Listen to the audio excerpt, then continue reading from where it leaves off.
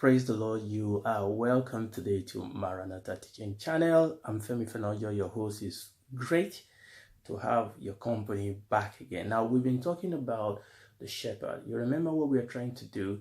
We are going back to Bible times to look at manners and customs that will help us to be able to understand the scripture so that it will enhance our ability to apply it to our own life. And that's what we've been dealing with, and God has been helping us. The last time, you remember where we ended. Let me read John chapter 10 so that we can key into where we were and then move it on from there. So let me read John chapter 10 again from verse 1. John chapter 10 from verse 1. The Lord Jesus said, "Verily, verily, I say unto you, he that entereth not by the door into the sheepfold, but climbeth up some other way, the same is a thief and a robber. But he that entereth in by the door is the shepherd of the sheep. To him the porter openeth, and the sheep hear his voice, and he calleth his own sheep by name, and lead them out." Now, the last time we've been looking at how the sheep, or in the last couple of videos, we've been looking at how the shepherd gave his life for the sheep. Now we want to move on to this verse 3, because again we want to look at the relationship between the shepherd and the sheep. Verse 3 says, the shepherd, the true shepherd, enter in through the gate. Okay, and he said, the sheep hear the shepherd's voice. The shepherd called his own sheep by name, and he leaded them out. Now, there's something I want us to look at today, is to look at the intimacy and the fellowship between the shepherd and his sheep. Now, let's read down, because we're going to bring out some of the truth here. Again, remember, we're not doing an exposition on this chapter. We are just looking at the word picture of the example of a shepherd and a sheep, and taking instruction. Verse 4, when he putteth forth his own sheep, he goeth before them, and the sheep follow him, for they know his voice. I want you to see an emphasis on the voice, the shepherd, the sheep, the shepherd, the sheep, the voice, they follow. Okay, and then let's jump down.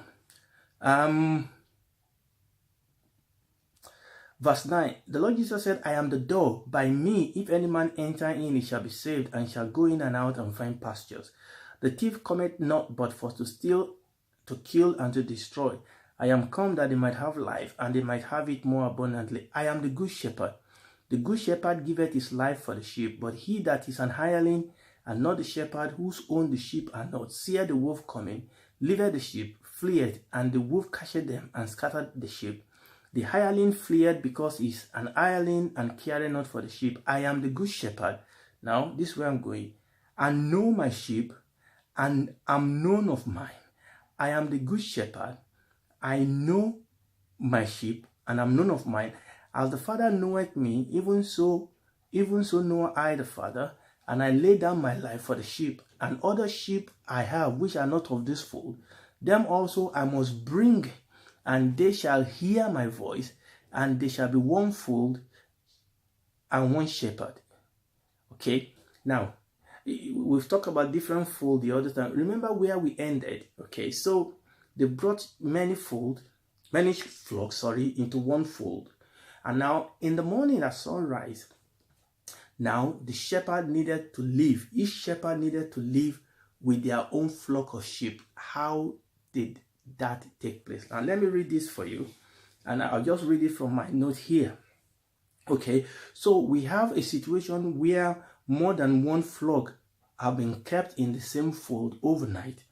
Now, in the morning, when it becomes necessary to separate the flock, one shepherd after another, please note, one shepherd after another will stand up and call out. Now, each shepherd have a form of word that he will say. Okay, I mean, in America, in some place in America, yeehaw, or whatever they say, or Maranatha, or whatever you say. Okay, and once the shepherd said that, or whatever call the shepherd gives, his sheep will lift up their voice, and his own sheep will separate from the flock. His own flock, will separate from the fold. His own flock, his own sheep will separate from the fold, and they will follow the shepherd. They will follow their shepherd. The question is, why? Why will his flock follow the shepherd?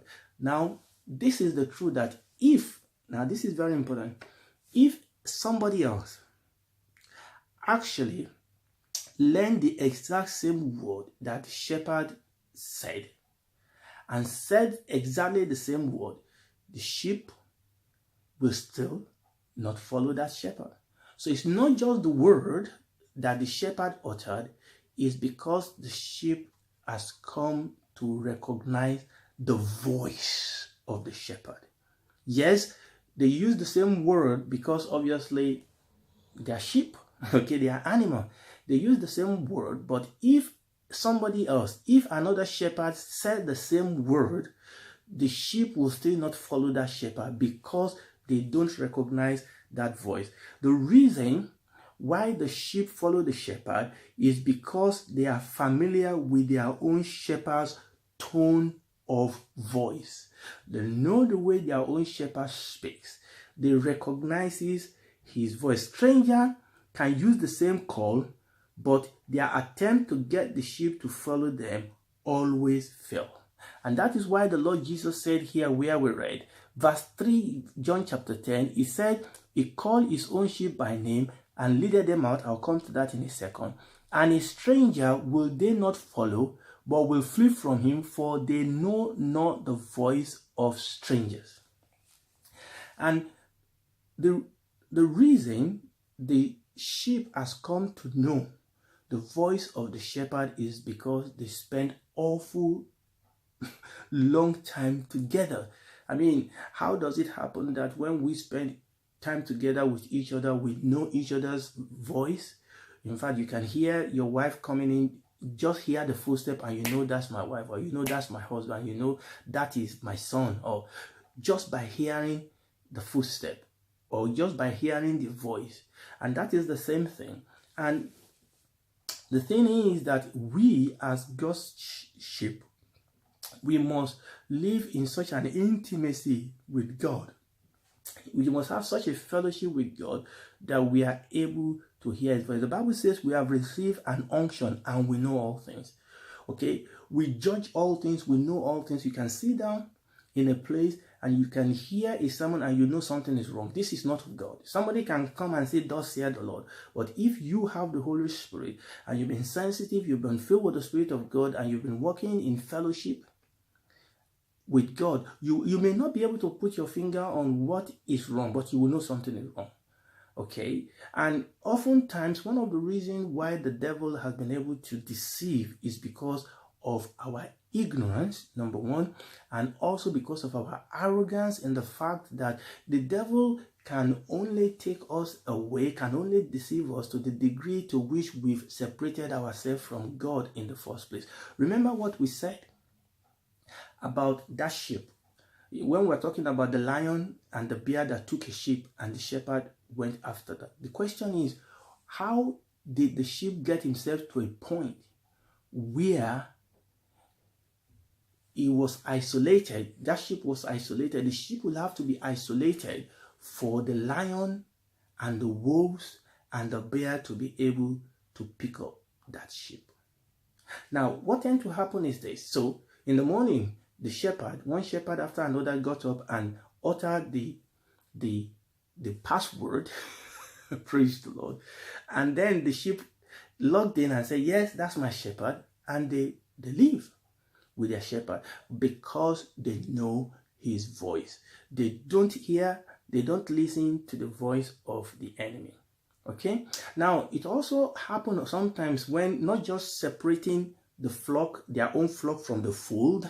Sometimes when they're in open field where the sheep are allowed to wander around and just eat, when it is time for them to move on, when it is time for the shepherd to bring them together, the shepherd will do the same thing. He will stand in the middle, and also he will utter the voice, and all the sheep will come together and will gather themselves together and follow him. But it does happen sometimes that a sheep may be distracted. Now, this is very, very important. Now let me read this to us.